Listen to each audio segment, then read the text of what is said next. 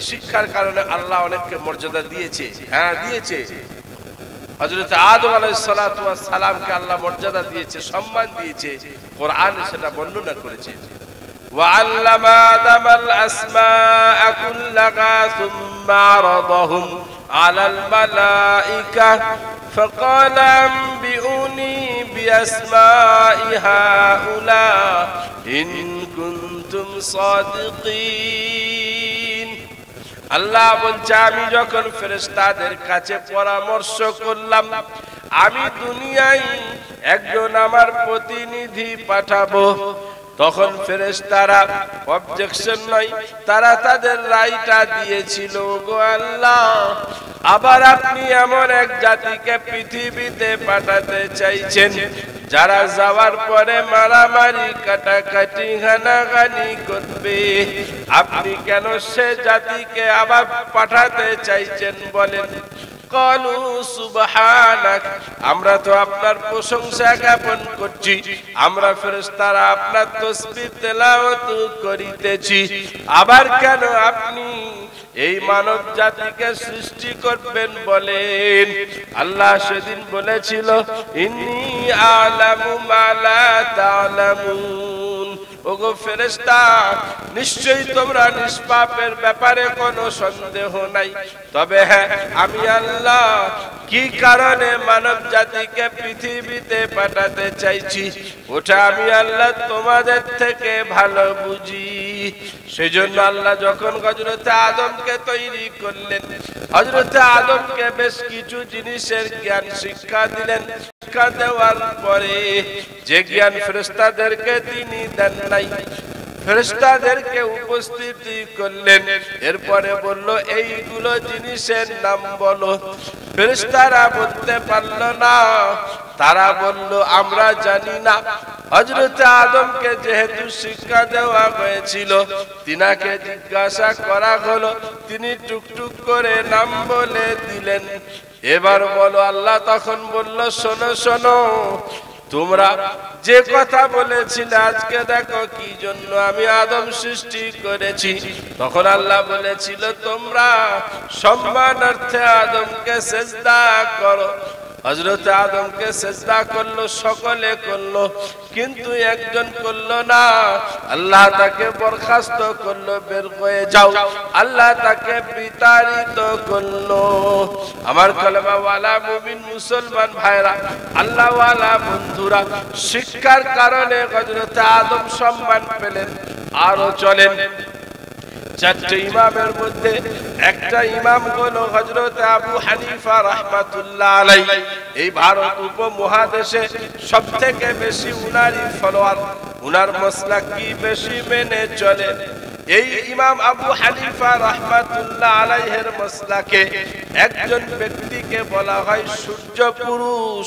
তিনি উনার ছাত্র ইমাম আবু ইউসুফ রাহমাতুল্লাহ আলাইহি।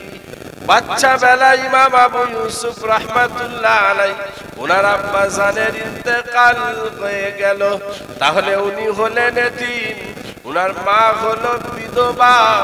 গরিবের সংসার, মায়ের পাতাতে যেন আকাশটা ভেঙে পড়ে গেল।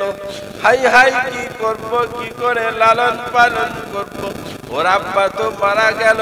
গরিবের সংসার, মা বড় চিন্তিত। বাচ্চা শিশুটাকে ডেকে বলছে মা শোনো বাবা, আমাদের দুমুঠো বেঁচে থাকার জন্য খেতে হবে, আমরা তো গরিব মানুষ, তোমার বাবাও তো মারা গেল, সেই জন্য কাল সকাল থেকে আমাদের গ্রামে যে ধোপারা কাপড় কাছে তুমি ওইখানে গিয়ে কাপড় ধুতে যাবে। সারাদিন কাজ করার পর যে মজুরি পাবে সেটা এনে সন্ধ্যা বেলাতে আমাকে দেবে, ওইটা দিয়ে আমরা মা বেটা আমাদের সংসার চালাবো। কিন্তু ইমাম আবু ইউসুফ রাহমাতুল্লাহ আলাইহি ছোট বাচ্চা ছেলে, মনে বড় আশা, আমি শিক্ষা অর্জন করে পৃথিবীতে মাথা তুলে দাঁড়াবো। সেজন্য দেখবেন একটা বাচ্চার আপনি তাকে দিয়ে যদি কাজ করান, ভারতীয় সংবিধান অনুযায়ী আপনার নামে কেস হতে পারে, কারণ শিশু কর্মচারী চলবে না। সেই বাচ্চার অধিকার হলো শিক্ষা, যে কোনো প্রকারে তাকে শিক্ষাঙ্গনে পাঠিয়ে তাকে শিক্ষা দিতে হবে, এটা হলো তার একটা সাংবিধানিক অধিকার। তাই বাচ্চা ছেলের মনের আশা আমি শিক্ষিত হব, কিন্তু বাপ নাই, সমস্ত আশা যেন তার নিরাশায় পরিণত হচ্ছে। মা তো কাজ করতে বলেছে, সকাল বেলায় মাকে বলে মা আমি কাজে বেরিয়ে গেলাম, কিন্তু যাওয়ার পরে দেখে একটা সুন্দর ক্লাসরুম, যেমন আপনাদের মাদ্রাসায় এরকম একজন বয়স্ক মানুষ বসে বসে কিছু বাচ্চাদের তালিম দেয়, শিক্ষা দেয়। পিছনের দরজা দিয়ে ইমাম আবু ইউসুফ টুক করে ঢুকে গিয়ে পিছনে বসে বসে শুনতে থাকে। সন্ধ্যা হয়ে যায়, সারাদিন পড়াশোনা করে, এরপরে সন্ধ্যা বেলায় যখন বাড়ি ফিরে আসে, মা বলছে বাবা টাকা দাও। সেদিন বলছে মা আজকে আমার কাজই হয় নাই, মিথ্যার আশ্রয় নাই। মা মনে করছে হতে পারে হয়তো কাজ তার হয় নাই।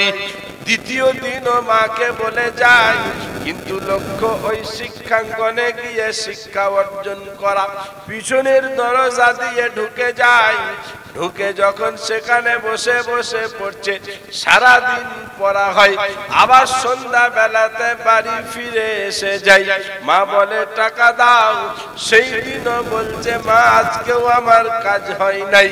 মা মনে মনে চিন্তা করছে কোথা যায়, প্রত্যেক দিন তো সকাল বেলায় কাজের নামে বের হয়ে যাই, তবে কালকে আমি পিছন থেকে ফলো করব। মা আস্তে আস্তে ছেলে বেরিয়ে যাওয়ার পরে পিছন থেকে ফলো করে করে যাচ্ছে, দেখবো আমি কোথায় যাই। হঠাৎ দেখছে একটা শিক্ষাঙ্গনে একটা ক্লাসরুম আছে, সেই পিছনের দরজা দিয়ে ঢুকে গেল। বাচ্চা ছেলে পড়ার ইচ্ছা জেগেছে, পিছনের দরজা দিয়ে যখন ঢুকে গেল, বয়স্ক মানুষ ইমাম আবু হানিফা রাহমাতুল্লাহ আলাইহি পড়াচ্ছেন বসে বসে, মা পিছনের দরজা দিয়ে ঢুকে ছেলেটার কানটাকে এইভাবে ধরেছে, ওঠ, তুমি প্রত্যেকদিন আমাকে মিথ্যা বলছো যে কাজ পাই না, আর তুমি এই বুড়োটার কাছে এখানে এসে কি করো সারাদিন। তুলে নিয়ে এবার ছেলেকে চলে যাবে সেই ক্লাসরুম থেকে। প্রথমে ইমাম আবু হানিফা রাহমাতুল্লাহ আলাইহি দৃশ্যটা দেখছিলেন, দেখি ও কি করে। যখন দেখছে বাচ্চাটাকে এবার টেনে তুলে নিয়ে চলে যাবে, তখন ইমাম সাহেব ডাক দিচ্ছে, ইয়া সালিহা, ওগো ভদ্র মহিলা, তুমি ওই বাচ্চাটাকে কোথায় নিয়ে যাচ্ছ বলো। মা বলছে এটা আমার ছেলে, ওকে তো আমি কাজে পাঠাই, কারণ আমাদের গরিবের সংসার, ওর আব্বা মারা গেছে, আমি বিধবা, ও হচ্ছে এতিম, আমাদের খাবার মতো কিছু নাই, ওকে আমি সকাল বেলায় ধোপা খানাতে কাজ করতে পাঠাই। ইমাম আবু হানিফা রাহমাতুল্লাহ আলাইহি বলছে, ওরে পাগলি, এটা তোমার যেন তেন ছেলে নয়। এমন একটা দিন আসবে তোমার এই বাচ্চাটা দেখবে সময়ের যে প্রধানমন্ত্রী হবে, প্রাইম মিনিস্টার, তার সঙ্গে এক টেবিলে বসে ফালুস নামক খাবার খাবে। ফালুস এক ধরনের হালুয়া রকমের খাবার, এত উন্নত মানের এত দামি খাবার, যে খাবারটা রাজদরবারের লোকেদের এক এক বছরে কখনো কখনো জুটত। এখন মা বলছে, কি বললে, কবে বাদশা খাবে, কবে কার সাথে খাবে, কি খাবার খাবে জানি না, এখন তো আমাদের সংসার চলবে না, সেজন্য ওকে আমি নিয়ে চলে যাব। ইমাম আবু হানিফা রাহমাতুল্লাহ আলাইহি বলছে, আচ্ছা বলো, তোমার এই ছেলেটা যদি দুপা খানাতে কাজ করে, তাহলে প্রত্যেকদিন কত টাকা ইনকাম করতে পারবে বলো। মা একটা পয়সা অ্যামাউন্ট বলল। ইমাম আবু হানিফা রাহমাতুল্লাহ আলাইহি বলছে, যাও তুমি বাড়ি যাও, প্রত্যেকদিন ওই পরিমাণ পয়সা তোমার কাছে পাঠিয়ে দেওয়া হবে। তুমি পেয়ে যাবে সন্ধ্যা বেলায়, তবে বাচ্চাটাকে আমার কাছে পড়তে আসতে দাও। যাও, তুমি ঘর যাও, তোমার কাছে ওই পরিমাণ পয়সা প্রত্যেকদিন পৌঁছে গেলেই তো হলো। ইমাম আবু ইউসুফ রাহমাতুল্লাহ আলাইহির মা টুকটুক করে বাড়ি চলে গেলেন। তারপরের দিনে ইমাম আবু ইউসুফ রাহমাতুল্লাহ আলাইহি পড়তে এসেছে। সারাদিন পড়াশোনা করার পরে যখন ফিরে যাবে, ধরে নেন এই 50 টাকা একজন দিয়ে গেছে, তো উনি 50 টাকাই বলেছিলেন, ওই 50টা টাকা ইমাম আবু ইউসুফ রাহমাতুল্লাহ আলাইহির হাতে দিলেন, এটা গিয়ে তোমার আম্মা জানকে দিয়ে দেবে। এইভাবে প্রত্যেক দিন পড়তে আসে, আর ওই পরিমাণ পয়সা ইমাম সাহেব উনার হাতে দিয়ে দেয়, উনি গিয়ে উনার আম্মা জানের হাতে দেয়। এমন একটা দিন এলো, বাদশাহ হারুনুর রশিদের জামানা, সুপ্রিম কোর্টের প্রধান বিচারপতি লাগবে, চিফ জাস্টিস। চারিদিক থেকে একটাই নাম ভেসে এলো যে সুপ্রিম কোর্টের প্রধান বিচারপতি হবার মতো যদি যোগ্য কোন ব্যক্তি থাকে, তাহলে আবু ইউসুফ আছে ওই যোগ্যপূর্ণ। উনি সিলেক্ট হলেন, সুপ্রিম কোর্টের প্রধান বিচারপতি নিযুক্ত হলেন। আপনি হিসাব করে দেখেন, আল্লাহ বলেছে ইলমের কারণে আমি সম্মান দান করি।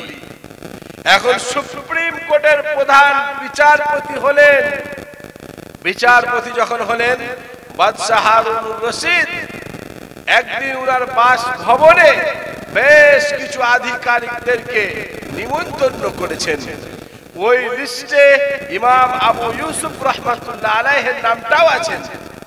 সবাই পৌঁছে গেলেন, দাওয়াত প্রাপ্ত গেস্ট যারা ছিলেন তাদের সাথে সাথে ইমাম আবু ইউসুফ রাহমাতুল্লাহ আলাইহিও পৌঁছে গেলেন।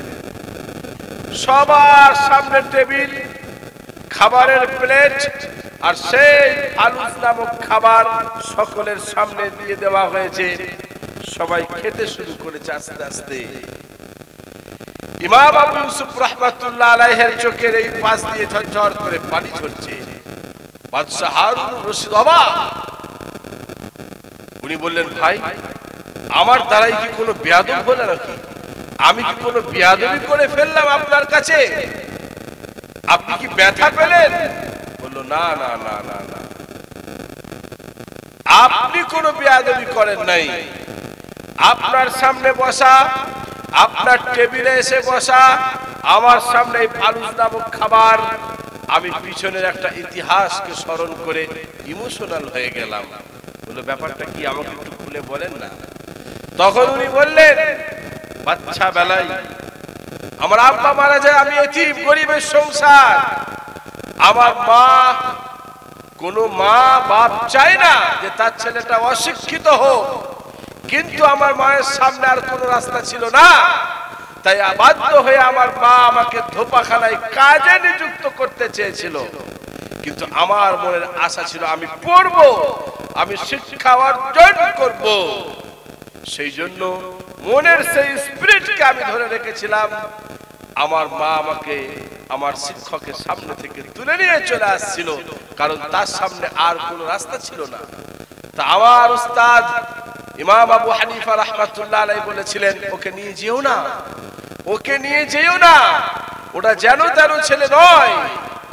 তোমার ছেলে একদিন প্রধানমন্ত্রীর সঙ্গে এক টেবিলে বসে ফালুস নামক খাবার খাবে। তো বাদশাহ জাহাপনা, আজকে আল্লাহ সেই সম্মান দিয়েছে, আপনার সামনে বসে আছি, খাবারটাও রেডি, কিন্তু এই দৃশ্যটা দেখার মতো আমার মা বেঁচে নেই। যদি এই দৃশ্যটা দেখতো তাহলে আমার মায়ের অন্তরটা ভরে যেত। সেই জন্য সেই দিনকার কথাগুলো মনে করে আমি আর নিজেকে ধরে রাখতে পারলাম না, তাই আমার চোখ দিয়ে পানি চলে এলো। আপনারা এতগুলো মানুষ আছেন, মাদ্রাসায় মাদ্রাসায় গিয়ে এলাকার খোঁজ নেবেন, কত এতিম বাচ্চা সেখানে পড়াশোনা করে। আমি নিজে একটা মাদ্রাসা চালাই, 110টার উপর ছাত্র আছে। আমার মাদ্রাসায় আছে 5-6টা এতিম বাচ্চা। নিজের বিবেককে জিজ্ঞাসা করে বলেন, এই যে বাচ্চা ছেলেগুলো যদি এরা গাইডলাইন না পেত, যদি কোনো সমাজ বিরোধীদের হাতে পড়তো, তারা তাকে 100, 200, 500 টাকার লোভ দেখিয়ে তার হাতে পিস্তল তুলে দিত, তার হাতে বোমের থলি তুলে দিয়ে তাদেরকে দিয়ে অসামাজিক কাজগুলো তারা পরিচালনা করত। কিন্তু এই মাদ্রাসার আলেম উলামা তথা বিভিন্ন শিক্ষা প্রতিষ্ঠানগুলো যে মিশনারি গুলো চলে, আলামিন মিশন, তাদের কাছেও আমাদের যাতায়াত আছে। আমার মাদ্রাসার সামনে আলামিন মিশন, গার্লস এবং বয়েজ দুই, আমাদের সঙ্গে খুব ভালো সম্পর্ক। তারা ওই সব বাচ্চাগুলোকে তুলে এনে তারা তাদেরকে সমাজে মাথা তুলে বাঁচার মতো যোগ্য করে তৈরি করে। সেই জন্য আমার ভাইরা, আমার মায়েরা, আপনাদেরকে একজন মুসলমান হিসাবে, আলিমে দ্বীন হিসাবে আপনাদের সকলকে বলবো, এদের পাশে থাকবেন। এই প্রতিষ্ঠানগুলোকে নষ্ট হতে দেবেন না, কারণ এগুলো প্রতিষ্ঠান হচ্ছে মানুষ গড়ার প্রতিষ্ঠান। একজন মানুষ প্রকৃতপক্ষে কিভাবে মানুষ হয় এই প্রতিষ্ঠানগুলোতে সেই শিক্ষাই দেওয়া হয়। এই জন্যই তো বিশ্বনবী বলে গেলেন, ইন্নাল্লাহা ইয়ারফাউ বিহাযাল কিতাবি আকওয়ামান। এই কিতাবের কারণেই আল্লাহ পাক অনেক জাতিকে উচ্চ মর্যাদা করেছে, অনেক উপরে তুলেছে। ওয়াদাউ বিহি আখারিন, আর অনেক জাতিকে, অনেক মানুষকে, অনেক দলকে তাদেরকে নিচে নামিয়ে দিয়েছে, পদদলিত করেছে।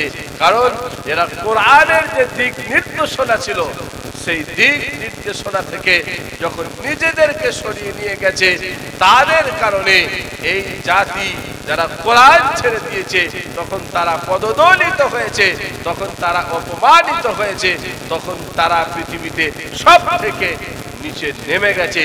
সেজন্য এই কোরআনী প্রতিষ্ঠানগুলো আমাদেরকে ধরে রাখতে হবে।